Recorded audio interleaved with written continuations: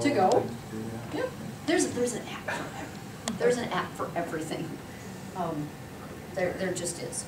So if you're looking for something specific, if you know you're looking for Pandora, if you type it in and you click it in there, it will pull that up for you. And I want you guys to go ahead and download an app. All right, just so you kind of see how that's going to work. It's going to ask you for a password. And this is the if you have one of my iPads, this is the password. Okay, Minnesota with a capital M1. So you would go and you would get a screen similar to this. You've got Pandora that's going to pop up. Mine says open because I already have it. Yours will say free. All right, so that's the nice thing about these. It tells you exactly how much they are. You tap that little button that says free. Oh, so we can't download one that costs something? Yeah, charge that to Jeff. Just fine. Okay, and it'll start telling you that it's installing, and then it will, when it's done installing, it'll say open. And then you can click it, and it'll open up for you. Okay? So just let me know where you are. Are you still waiting for it to load? Yeah. This is it. This never takes this long. That's why iPads are so cool. This is so fast, but I'm practically positive.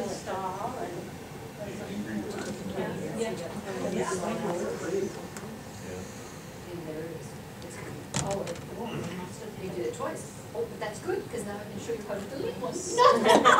Which is fun too. Oh, I must have done it 3 times. Oh my goodness, no wonder. Okay, so yeah, just download anything that you want. And let me know when you're getting there. Because the next thing, like I say, I'll just show you how to make one go away. If you have one of your own, how do you set up a password? Will it ask you to? When you set it up initially. Yeah. So if I have something set up, I use that for everything. Yeah. On that. Yeah. Okay. Does everybody have at least one app on here that you put on? Is yours still trying? Okay. Okay. So now, if you've got more than what the front page of your iPod can hold, slide it over, and you'll see all your different apps that you have available. All right? Okay, well, since I just did it, I'll show you this one now too. When you're at this screen, and when you get to the point where you have tons and tons of apps and you don't even know what you have anymore, if you slide the opposite direction, slide it to the right, you can search your iPad, and I'm like, okay, I know I have Pandora. Where did it go? I can put it in here, tap it, and it'll bring it up for me. That's when you start to get a lot of them, and they're harder to find. That's your search spot. All right. And like I say, it's going to run a little slow because there's so many of us. If you've put on an app that you don't want anymore, and quite honestly, if you've got apps that you're not using, just get rid of them. If it's a paid app, it's still going to be in your iTunes account, and you can go put it back on anytime you want to, all right? But if you've got too much on here, it's going to slow your iPad down. So there's just a bunch of things that I just don't use anymore. Like this National Geographic Today. I'm going to get rid of it. In order to get rid of an app, just touch it and hold it until everything starts to jiggle. Okay? And then the little X in the corner, if you tap the X, it's going to say, are you sure you want to get rid of it? You say yes, and there it goes. And then to keep them, and then you can keep doing that. You can continue to clean. As long as they're jiggly, they'll have an X and you can go ahead and get rid of them. There's some that do not have an X, like messages, clock, the contacts, newsstand. Those won't have an X. You can't delete those because they're part of your iPad. Yeah, it's part of the system. You can't get rid of those. Okay? So when you want to be done jiggling, hit your home button. Mine are jiggling, but they don't have an X. Mine too. Their system finally Is it because there's too many people trying it at the same time? Mine always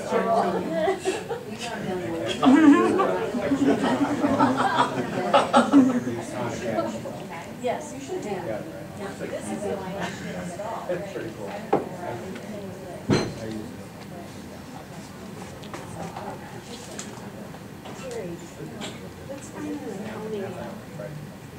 Oh, you know mine? Oh, I apologize. Everybody who has one of my iPads, you're not gonna be able to delete it because I put, these iPads go out to schools and I made it so that they couldn't delete apps. Oh. My bad.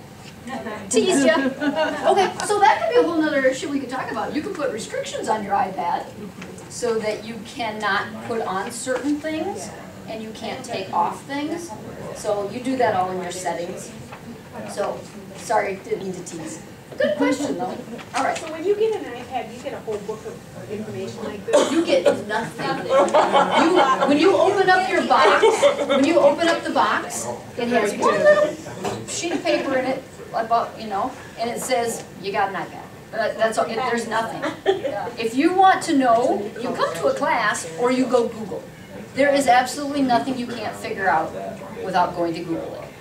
So you get, there is a user guide that you can go on the internet and you can download, but if you Google or you ask some 6-year-old, I said 8. I was a little older. yeah. Okay, so here's just another quick thing about organizing your apps. You guys can see that on mine, I have folders. And I lost my connection, hold on.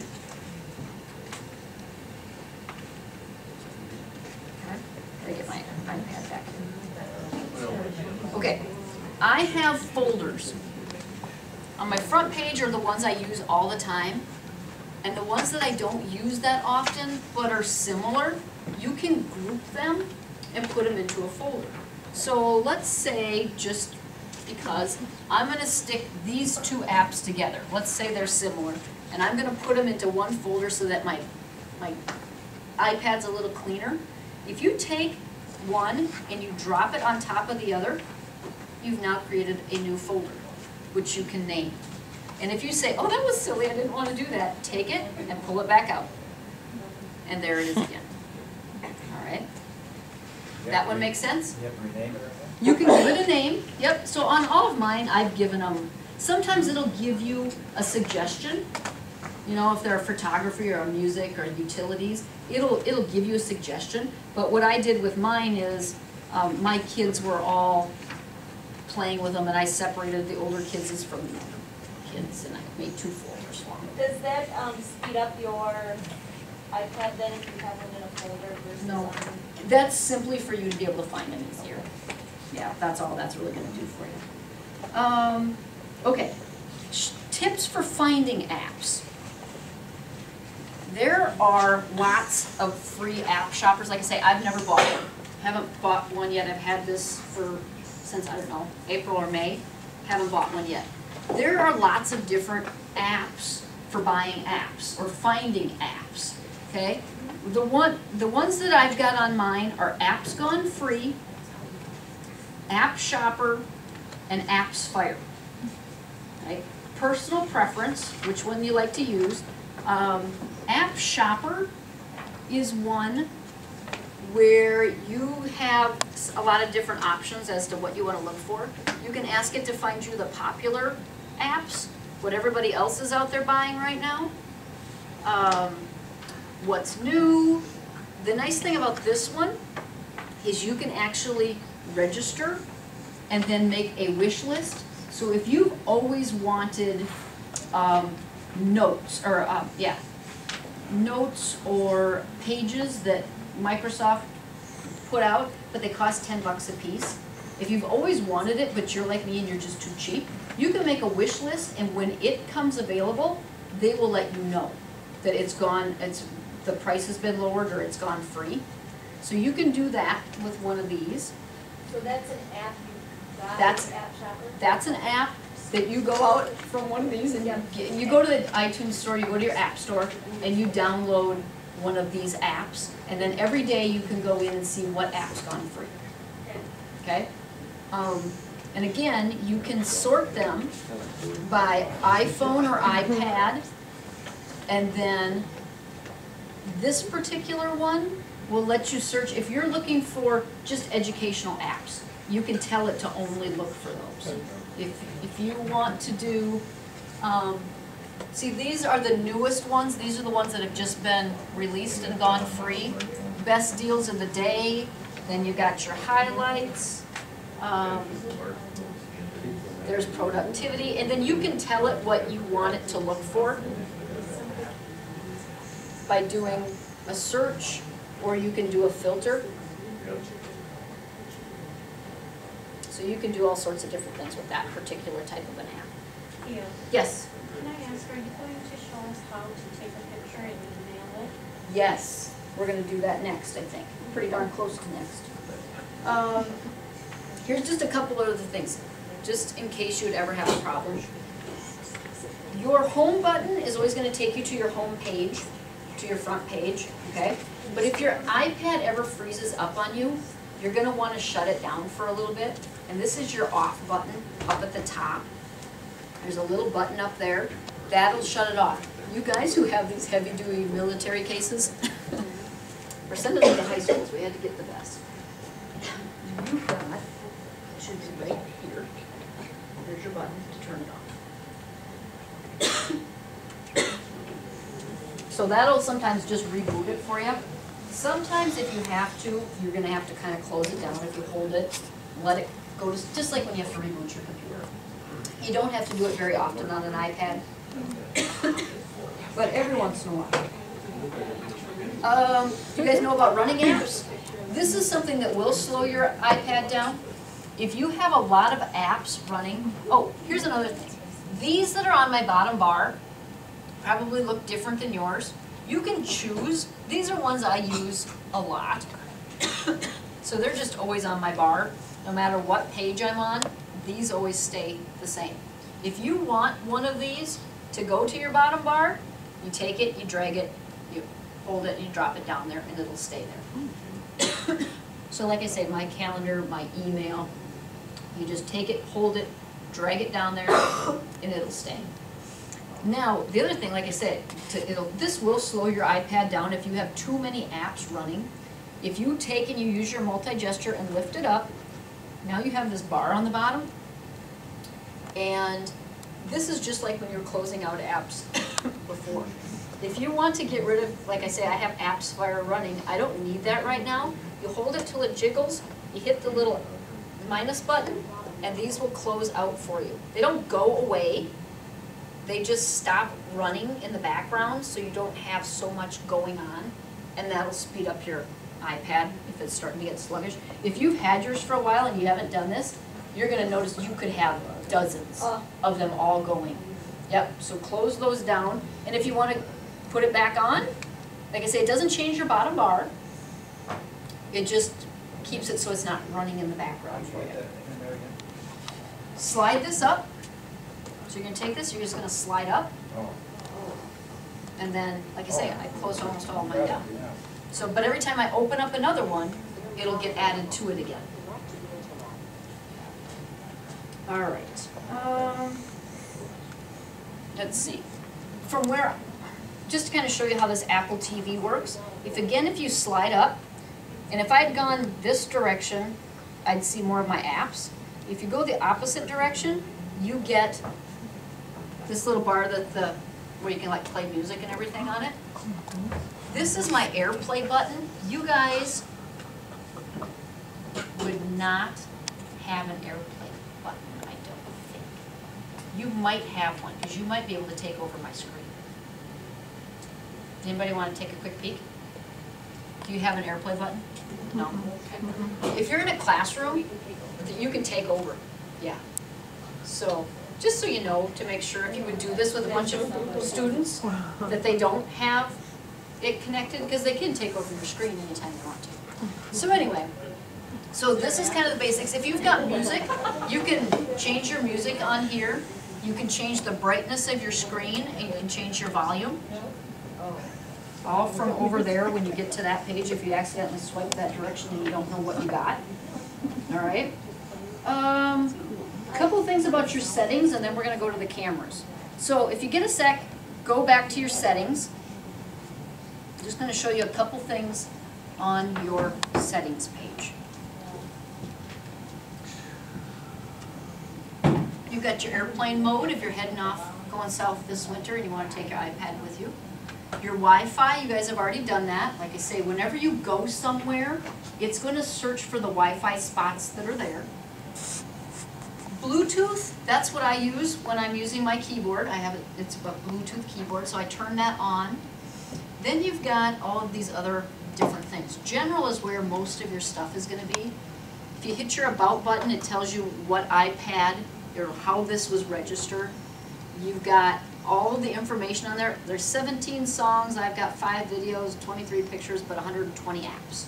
So this is telling you what you've got. So if your iPad starts getting slow and you want to see what you've got out there so you can kind of clean it up, that's what you're going to find when you go to your general settings. Again, this is where you can put on restrictions. So if you, like I say, we use the ones that we're letting you borrow, they go out to high schools.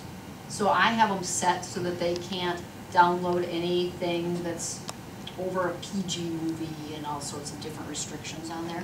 You can change your date and time. You can reset your whole iPad, but that will clear everything off of it. So if you're giving it to somebody new or whatever, you can clear everything off and reset it as if it was brand new. Okay. This is something that I learned when I was trying to get ready to teach you guys these things. You have a Safari button. When you get it for the first time, you've got Safari. What I just kind of figured out, and maybe this is a good thing to tell you all, but if you go to the little book button up at the top, you can choose who your web browser is going to be from here. So every time you open up Safari, it would actually be Google. You can change it so that it's Bing or Yahoo or whatever, but that's what you can put on your front page. So when you press Safari, it'll always come up as a Google website or web search. So you can do that. Your photos, in mine again, I have them in a folder. If you go to your photos, you can make different albums. So I have mine kind of put together. All my photos, I cleaned them off for you guys, so I don't have very much in here anymore. But to make an album, you take your photos and you're going to do just like you did before. If you hold them, oops.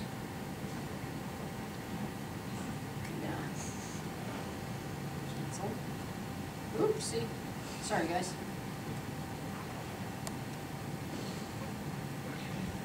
Go to your albums. And it's not going to want to let me do that. I'll get back to you on that one. So let's say you do have a photo and you want to send it to somebody.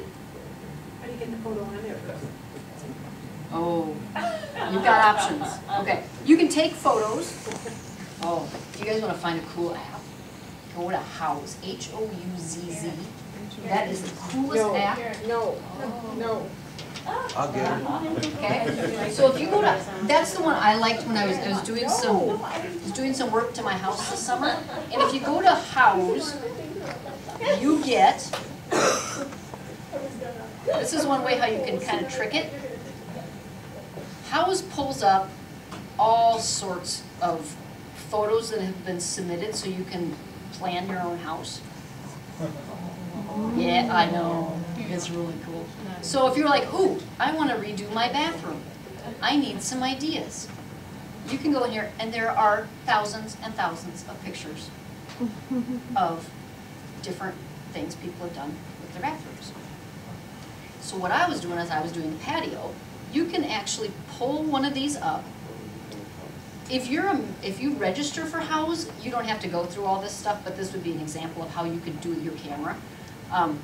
I don't like to register for a ton of stuff, but I like to find shortcuts to get around those kinds of things. You can take a screenshot of whatever's on here, by holding your off button, kind of your off button and your home button, if you take and you hold them at the same time, it takes a picture of it, and you close out of here, go back to your photos, and now there is going to be a picture of my beautiful bathtub that I'm not buying. And there it is.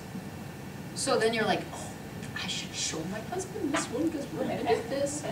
If you click up on the top, you've got this little button that's, it looks like an envelope with an arrow coming out of it, and you can mail it, you can add it to your home page, you can send it to your Facebook, all that kind of neat stuff right from here.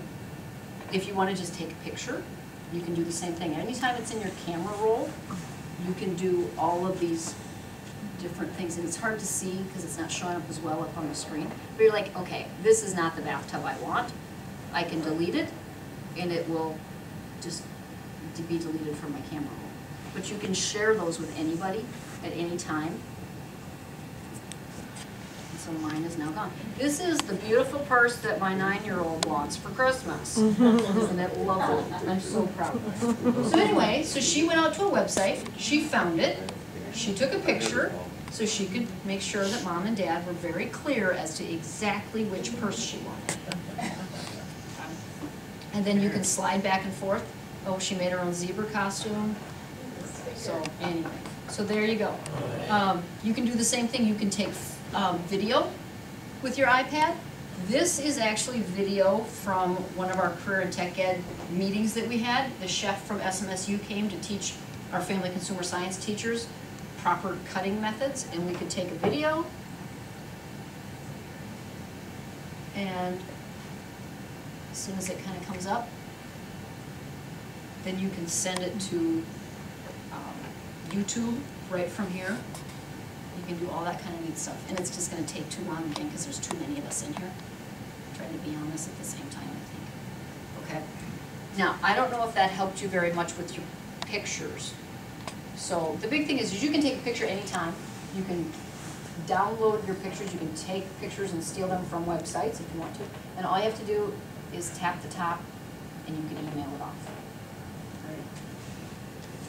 Your camera tool, spend a couple seconds on that. You've got, because I have a, you can turn your camera around so it's facing you or facing away from you, like you'd be more used to.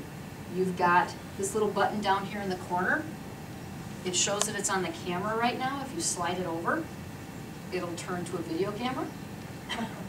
And then the little red dot on the side, that's your button to click or to start your video camera. And you can slide it right back, and it's back to just a regular camera. And your options are really not what you would hope. You'd think there'd be a lot of stuff for options, but it really is just a grid to put on there. So there's not much there. Okay. Let's see. Oh, we're gonna run out of time. You can edit your pictures from that spot. The other one that I like to do is if you go to a website that doesn't have an app, there's not an app attached to it, like Minnesota West, okay? If you use the Minnesota West website all the time and you don't want to have to go into Google and type it in every time, you can actually make it part of your page, okay? So, like, for example, so on mine, I have the Service Co-op's website, I have Minnesota West's website. You know, these are all apps, but some of these don't have an app. You just want to be able to get to that website more often. So I'm going to cheat and go there. When you're here, if you go to your little arrow button again, with the little arrow, add it to your home screen, and that web page is now on your home screen all the time. That'd be nice. So add to home screen. If you click that, you have basically a shortcut to that website instead of having to go to Google or Yahoo or whatever and search it all the time.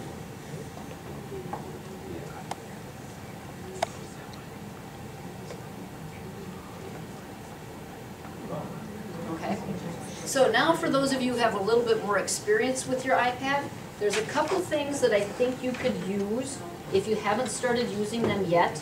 How many of you have started using Dropbox? Anybody using Dropbox? Okay. If you don't use Dropbox, this might be a handy one, or a good app for you to download.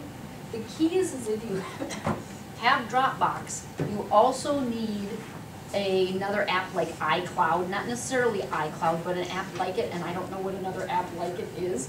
So if you get Dropbox, you're also going to want to use iCloud. Okay? With Dropbox, anything that I have on my computer at home or at work, I can put that into this Dropbox, and this is the cloud. I can access it from anywhere at any time. So if I want to go and see whatever I put in my Carl Perkins, here's my list of all of my secondary teachers that I work with. It's sitting at my desk, but I can say, okay, I'm going to Ellsworth this afternoon, I'm running late, I know I have their phone number in here, I can just pull it up because I have it with me all the time now. The bad thing is this is not updated, because unless I do it at my computer and update it, it's not necessarily updated in my Dropbox all the time, okay? So that's one thing that isn't perfect about it, but at least I have access to it. Now here's the bad thing. I can't edit anything in Dropbox. I can see it, but I can't edit it. If I want to edit that same thing, I go to Cloud On, it's your iCloud app, and it'll pull up the exact same files for me, and then I can go into my Perkins folder and I can get to that page and I can edit it and then send it back to myself. So you've got all the same folders that you had from before, and you go in and you can choose one. I might choose one that's probably a little, won't take quite as long to, oops. This one's a really long document, so it'll take a second. But it shows you when the last time it was updated. It shows October 26th. It's supposed to go ahead and always update those for you, but it's a little tricky. That's why, quite honestly, iPads aren't perfect. They're really neat and they do some really cool stuff, but they're not perfect. And this is just going to take a little bit too long. The other thing that you guys may want to try is to edit a PDF or to make marks on a PDF. There is a PDF, again, a free PDF app out there. What you can do with this one is you can, if you have to have a Dropbox, you can go in and you can download from your Dropbox and link it in here, and it'll pull up your Dropbox again. Let's say I want to work on this traveling flyer. It's a PDF. You pull it up, and then you can go and you have